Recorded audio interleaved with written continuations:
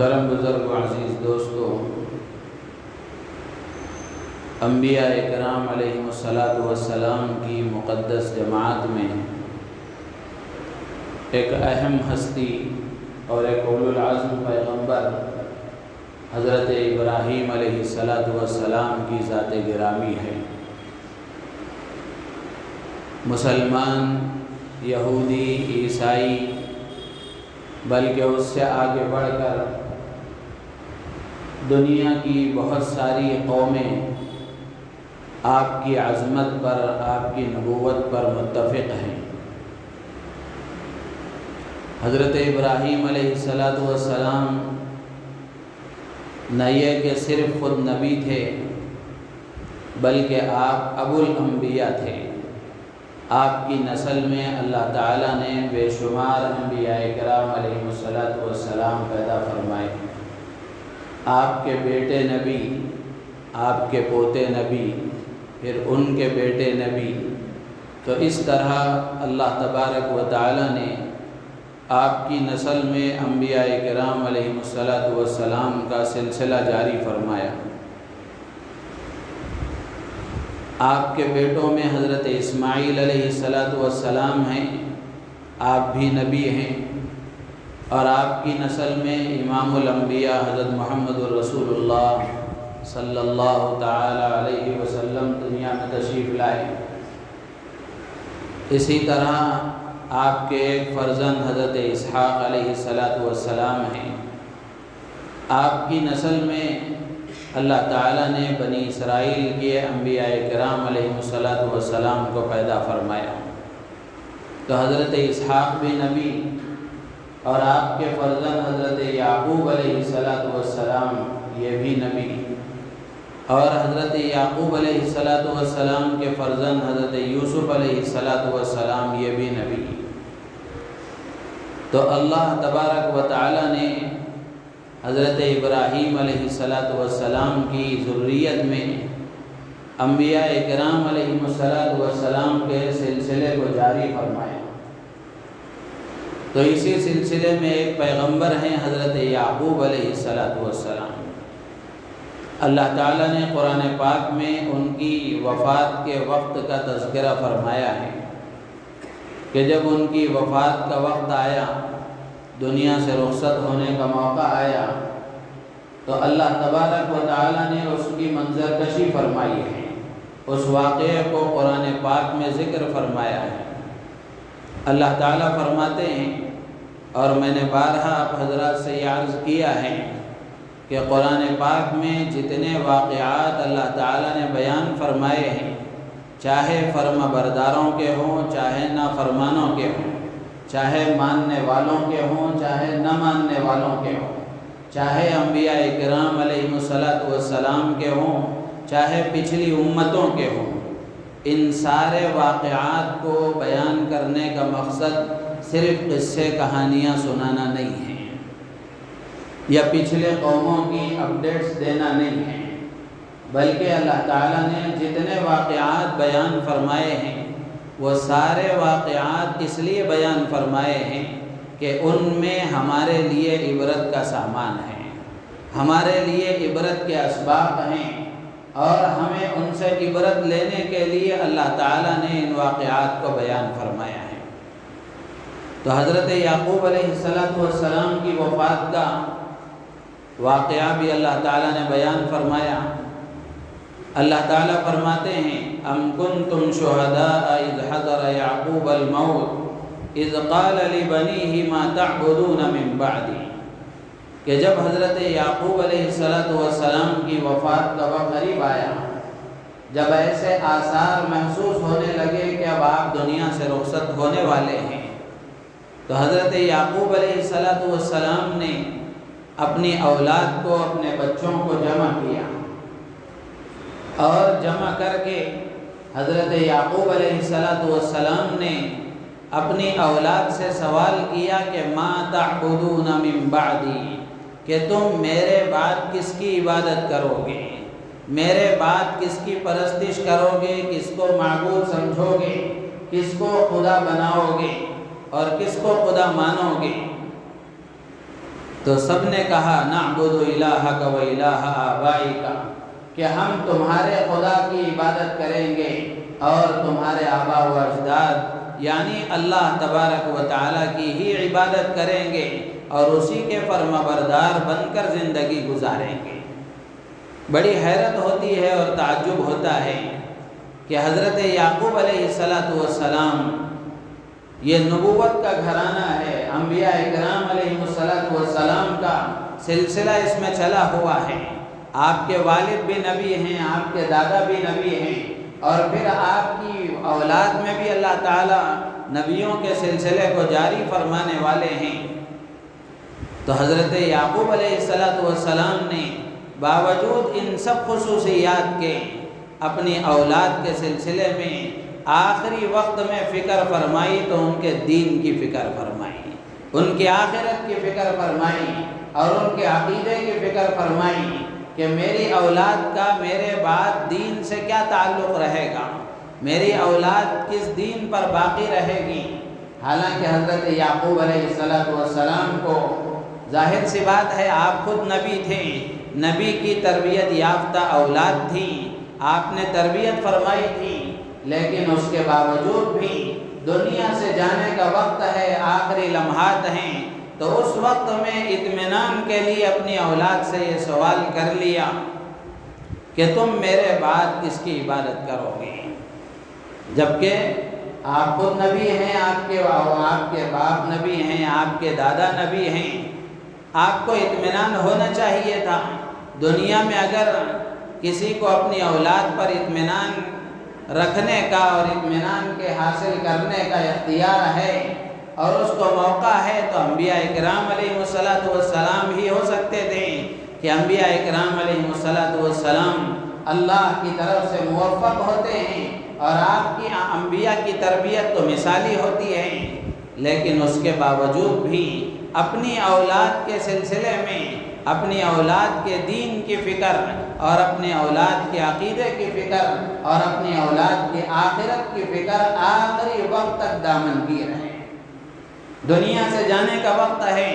آخری لمحات ہیں، اس کے باوجود بھی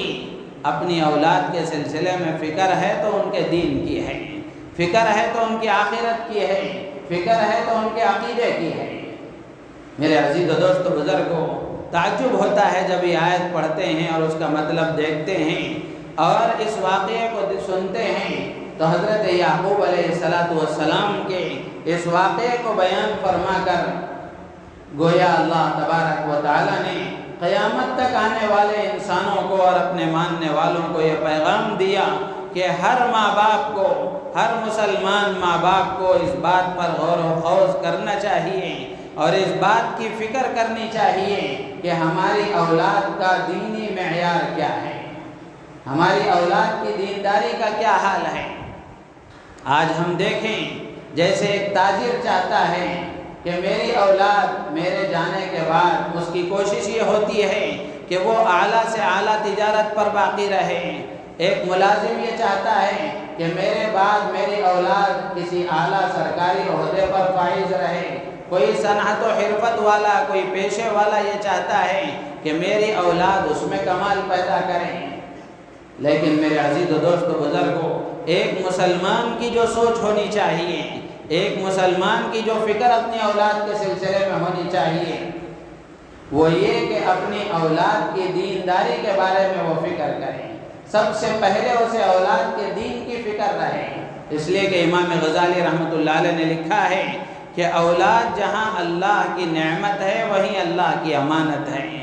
نعمت ہونے کا حق یہ ہے کہ جب وہ نعمت حاصل ہو جائے، نعمت مل جائے، اس پر اللہ کا شکر ادا کیا جائے، اس پر خوشی کا اظہار کیا جائے، اللہ کی بارگاہ میں سجدہ شکر بجا لایا جائے۔ اور یہ ہوتا ہے کہ جب اولاد ہوتی ہے، بیٹا ہوتا ہے، بیٹی ہوتی ہے، تو گھروں میں خوشی کا ماحول ہوتا ہے اور سب خوش ہو جاتے ہیں۔ لیکن یہ جو دوسرا پہلو ہے اس کو نظر انداز کر دیا جاتا ہے۔ دوسرا پہلو امانت کا ہے۔ امانت ہونے کا تقاضا یہ ہے کہ جس اللہ نے اولاد دی ہے اس کا تقاضا یہ ہے کہ اس اولاد کو سب سے پہلے اللہ کا تعارف کرایا جائے، اللہ کی پہچان کرائی جائے، اللہ کے حقوق بتائے جائیں، اللہ کی عظمت ان کے دل میں بٹھائی جائے، اللہ کے دین کی اہمیت ان کے دل میں بٹھائی جائے، اللہ کے نبی علیہ السلام کا تعارف کرایا جائے، آپ کی محبت ان کے دل میں بٹھائی جائے، آپ کی تعلیمات ان کو سمجھائی اور سکھائی جائیں۔ لیکن اس پہلو سے غفلت کا جو عالم ہے ہم اپنی آنکھوں سے دیکھ رہے ہیں۔ تو میرے عزیز و دوست بزرگوں، اولاد کے سلسلے میں والدین کی فکر مندی کا یہ حال ہے کہ دنیا کے سلسلے میں تو بہت فکر مند ہیں۔ ہر باپ کو یہ فکر ہے کہ میرے جانے کے بعد میری اولاد بھوکی نہ مرے، میری اولاد کے لیے کئی بلڈنگیں ہوں، اس کے لیے بینک بیلنس ہو اور اس کے لیے دنیا کے سارے اسباب موجود ہوں، لیکن یہ فکر نہیں ہے کہ میرے جانے کے بعد میری اولاد دین پر بھی باقی رہے۔ اس کی وجہ یہی ہے کہ خود ماں باپ کی زندگی میں دین نہیں ہے، خود ماں باپ کے جذبات دینی نہیں ہیں، خود ماں باپ اللہ کے حکم کے پابند نہیں ہیں، خود ماں باپ اللہ کے نبی کی محبت سے ان کے سینے خالی ہیں، جس کے نتیجے میں اولاد کی اس پہلو سے تربیت کے سلسلے میں غفلت ہے۔ حضرت یعقوب علیہ السلام کے اس واقعے سے ہمیں یہ سبق ملتا ہے کہ اپنی اولاد کے سلسلے میں ہر حال میں ہر لمحہ ماں باپ کو دین کی، اپنے اولاد کے دین کے لیے فکر مند ہونا چاہیے۔ حتیٰ کہ دنیا سے رخصت ہونے کا موقع ہے، دنیا سے جانے کا موقع ہے، موت کا وقت ہے، اس وقت میں بھی اس کی گنجائش نہیں ہے کہ آدمی اپنے اولاد کے دین سے بے خبر ہو۔ میرے عزیز و دوست بزرگوں، اس سے ایک سبق تو ہمیں یہ ملا کہ ہم اپنے اولاد کے دین کی فکر کریں، اپنی اولاد کو دیندار بنانے کی فکر کریں۔ ایک بزرگ نے بڑی اچھی بات کہی کہ اولاد کو مالدار بنانا فرض نہیں ہے، دیندار بنانا فرض ہے۔ مالدار بنانا فرض نہیں ہے، دیندار بنانا فرض ہے، اس لیے کہ مال کا، اسباب کا، یہ اس کا تعلق آدمی کی محنت اور مقدر سے ہے۔ اگر وہ نیکوکار ہوگا، اس کے مقدر میں اللہ تعالیٰ مال و دولت رکھیں گے تو اس کی محنت کی بنیاد پر اس کے مقدر میں جتنا ہوگا اللہ تعالیٰ دے دیں گے۔ لیکن دین کا جہاں تک معاملہ ہے اس کے لیے آدمی کو فکر کرنی پڑے گی، اولاد کو دیندار بنانا فرض ہے۔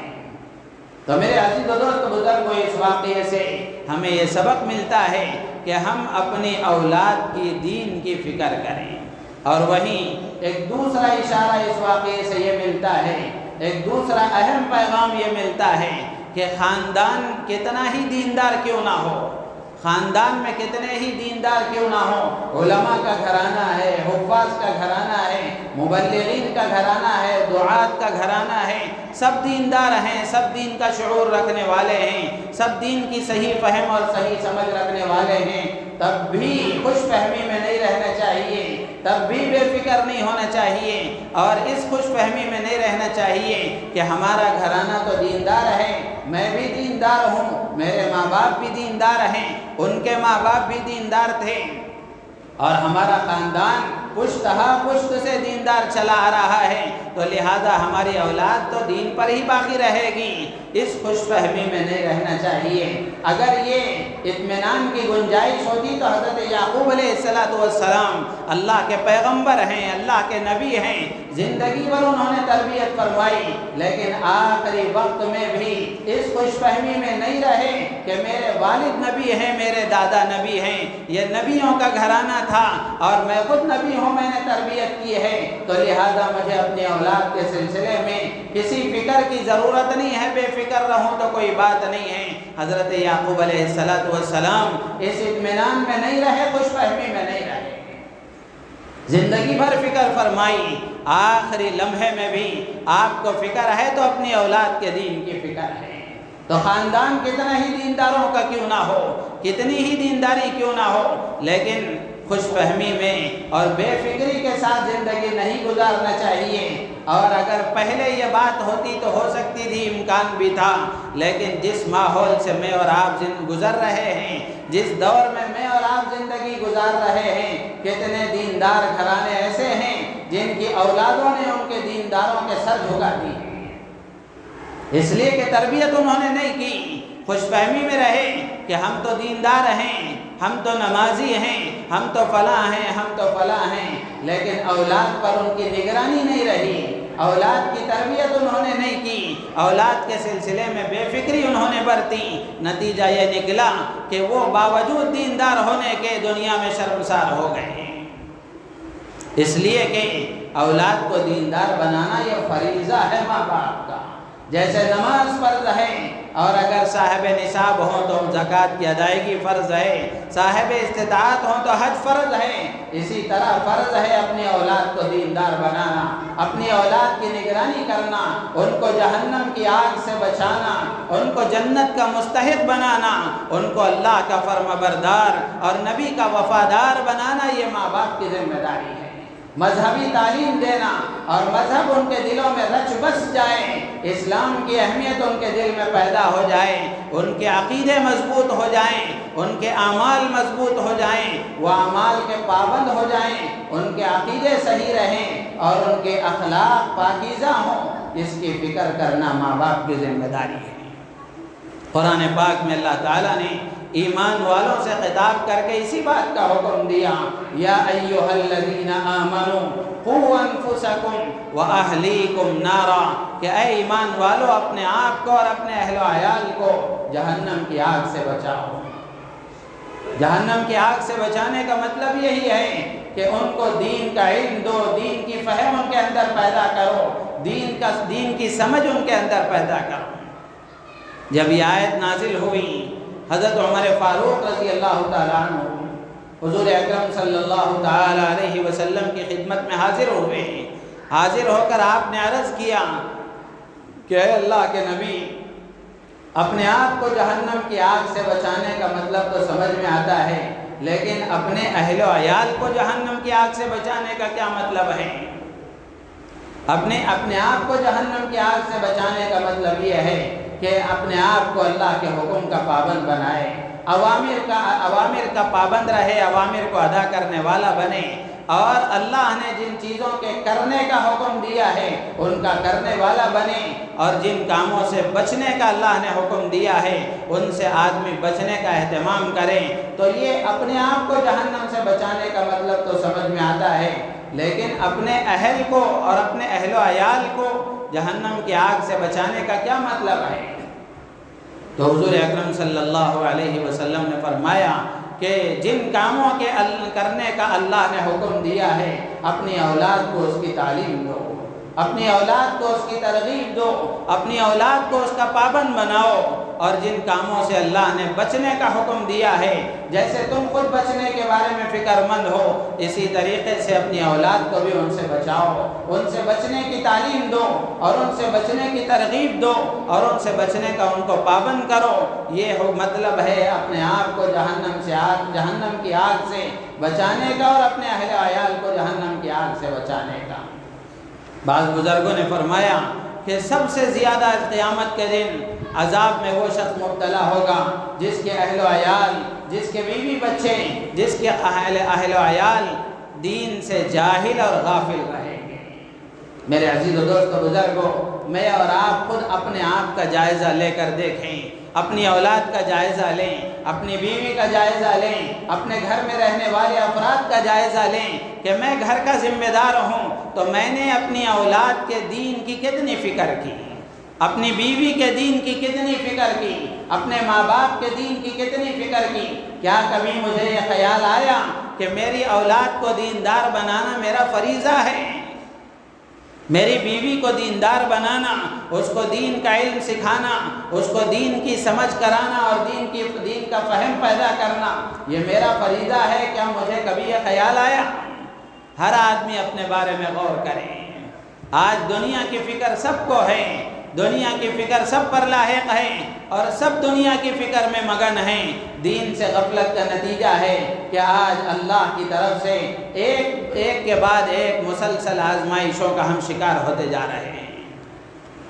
میرے عزیز و دوست و بزرگوں، یہ دوسرا پیغام ہے حضرت یعقوب علیہ السلام کے واقعے سے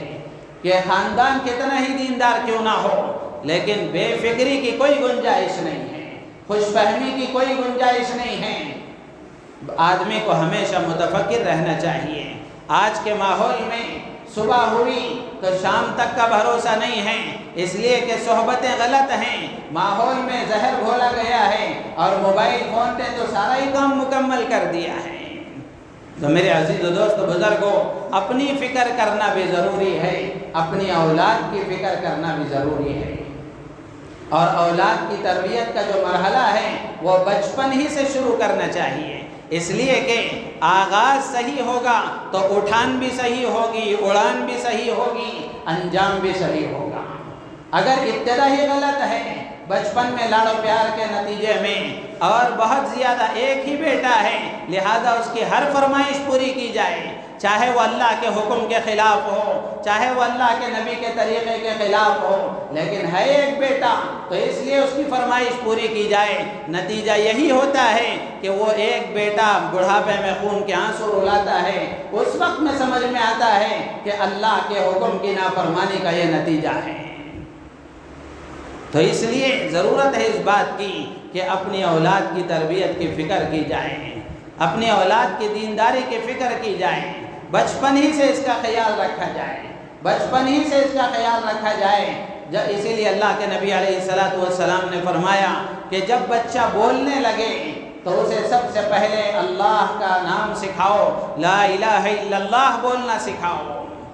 لیکن افسوس کی بات ہے، بعض دین بیزار اور بے دین لوگوں کے گھروں میں دیکھا جاتا ہے، بلکہ بہت سارے لوگوں کے ہم نے اپنی آنکھوں سے دیکھا ہے، اپنے کانوں سے سنا ہے کہ بچہ جب بولنے لگتا ہے تو چونکہ گھر میں گانوں کی آوازیں بچہ سنتا ہے اور روڈوں پر گانوں کی آوازیں سنتا ہے، جب وہ ان کو سن کر وہی بولنے لگتا ہے تو ماں باپ خوشی سے جھوم جاتے ہیں اور اس کو سراہنے لگتے ہیں اور خوش ہوتے ہیں، اور اس کو صحیح ماحول فراہم نہیں کیا جاتا، جس کے نتیجے میں بچپن ہی سے یہ زہر اس کے اندر پیدا ہو جاتا ہے۔ نتیجہ یہ ہوتا ہے کہ نہ اس کے عقائد صحیح ہوتے ہیں، نہ اس کے اعمال صحیح ہوتے ہیں، نہ اس کے اخلاق صحیح ہوتے ہیں۔ تو اس لیے بچپن ہی سے اس کی فکر ہونی چاہیے۔ اللہ کے نبی علیہ السلام نے فرمایا، حضرت علی رضی اللہ تعالیٰ عنہ کی روایت ہے، اللہ کے نبی علیہ السلام فرماتے ہیں کہ اپنے بچوں کو 3 چیزیں سکھاؤ، اپنے بچوں کو 3 چیزیں سکھاؤ۔ ایک، اپنے نبی کی محبت ان کے دل میں پیدا کرو، اس لیے کہ جب محبت پیدا ہوگی تو اس کا نتیجہ یہ ہوگا کہ صحیح محبت آدمی کو اطاعت پر لاتی ہے، صحیح محبت آدمی کو اطاعت پر لاتی ہے۔ جو محبت اطاعت پر نہ لائے وہ محبت صحیح محبت نہیں ہے، اس لیے کہ عربی کا شاعر کہتا ہے، ان المحب لمن يحب يطيع، کہ محبت کرنے والا جس سے محبت کر رہا ہے اپنے محبوب کا وہ وفادار ہوتا ہے، فرمانبردار ہوتا ہے۔ دنیا کی جھوٹی محبتوں میں دیکھ لیں، اپنی محبوبہ کی خواہشات کو پورا کرنے کے لیے آج ہمارے نوجوان اپنی کڈنیاں تک بیچ رہے ہیں۔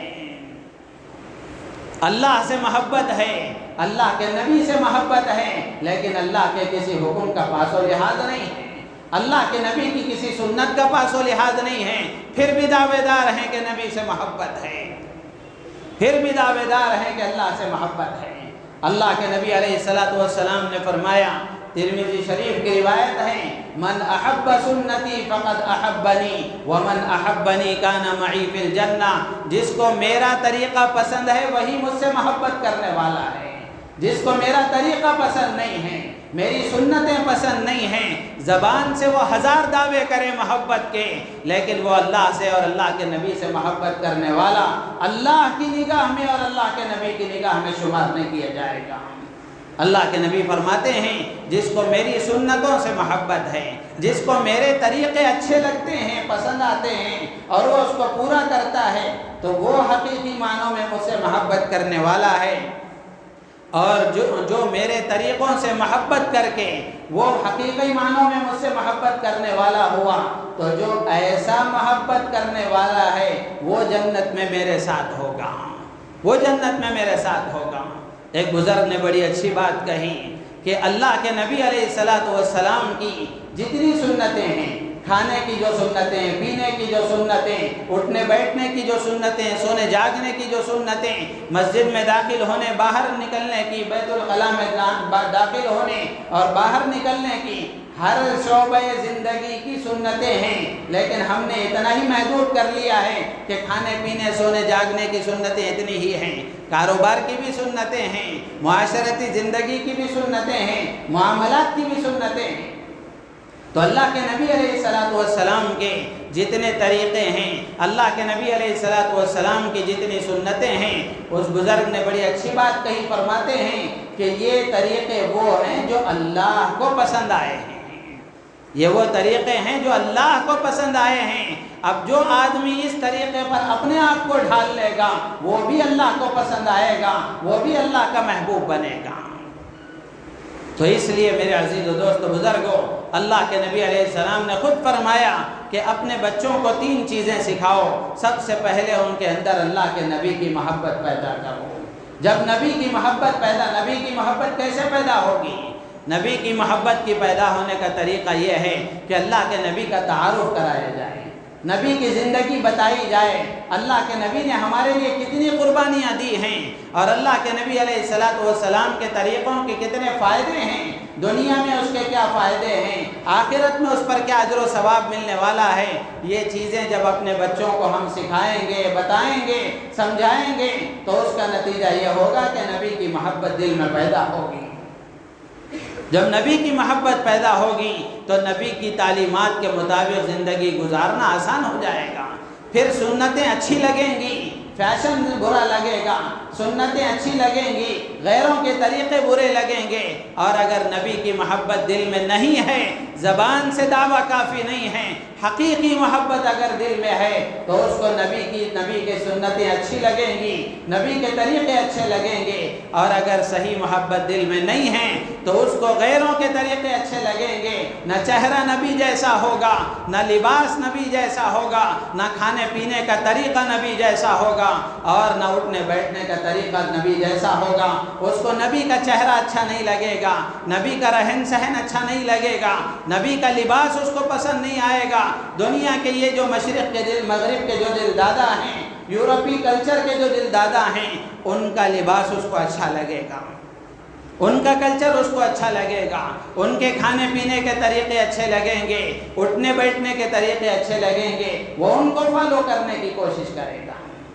تو اس لیے میرے عزیز دوست بزرگوں، اللہ کے نبی کی محبت اپنے اندر بھی پیدا کرنے کی ضرورت ہے اور اپنے بچوں کے اندر پیدا کرنے کی ضرورت ہے۔ تو اس کے لیے ہر گھر میں سیرت کا مذاکرہ ہونا چاہیے، اللہ کے نبی علیہ السلام کی زندگی کو بیان کرنا چاہیے۔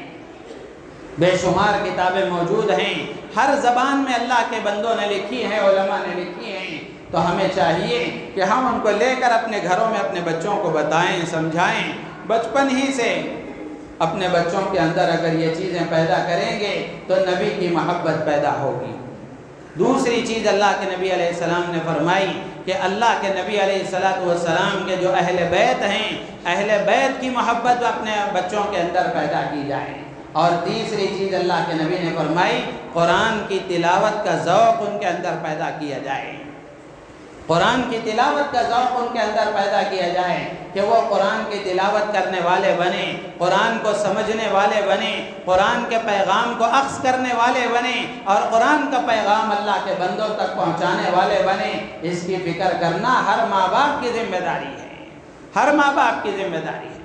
تو اس لیے بچپن ہی سے اپنی اولاد کی تربیت کی فکر کرنا یہ ہم میں سے ہر ایک کی ذمہ داری ہے، ورنہ یہ ہوگا کہ بچپن میں لاڑ و پیار کا غلبہ ہوتا ہے، بچہ جب ذرا بڑا ہو جاتا ہے اور اپنے قابو سے نکل جاتا ہے، کنٹرول سے باہر ہو جاتا ہے، اس وقت میں خیال آتا ہے کہ مجھے اپنے بچے کو نمازی بنانا چاہیے تھا، اپنے بچے کو فلاں کرنا چاہیے تھا، فلاں کرنا چاہیے تھا، جو کرنے کا وقت ہے وہ ہاتھ سے نکل گیا۔ اب بچہ ماں باپ کے لیے بدنما داغ بنے گا۔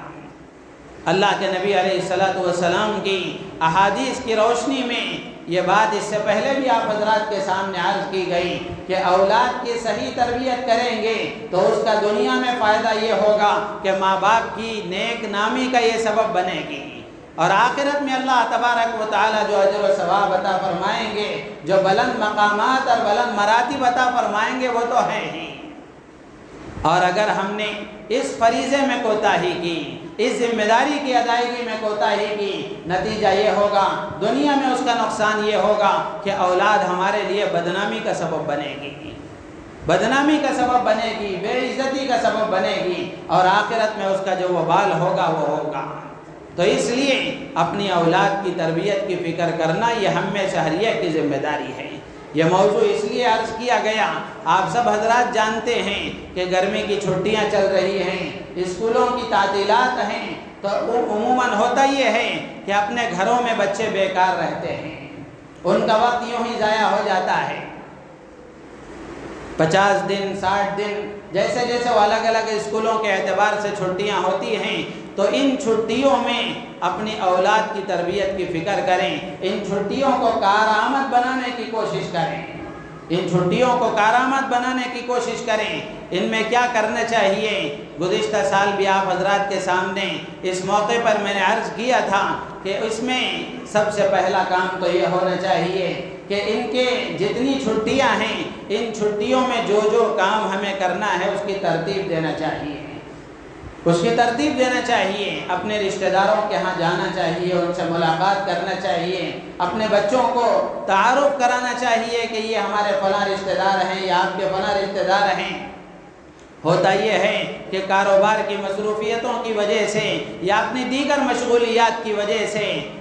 ملاقاتیں نہیں ہوتی رشتہ داروں سے، نتیجہ یہ ہوتا ہے کہ ہم تو جانتے ہیں کہ ہمارے کون کون کیا کیا رشتہ دار ہیں، ہماری اولاد کو ہمارے قریبی رشتہ دار کا بھی پتہ نہیں ہوتا، وہ نہیں جانتے کہ ان سے ہمارا کیا رشتہ ہے۔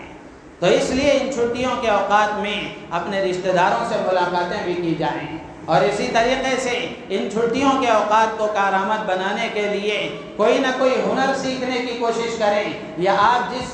جس لائن میں جو کچھ پڑھ رہے ہیں اسی میں آپ تخصص حاصل کرنے کی کوشش کریں، اسی میں کچھ آگے بڑھنے کی کوشش کریں اور مضبوطی حاصل کرنے کی کوشش کریں،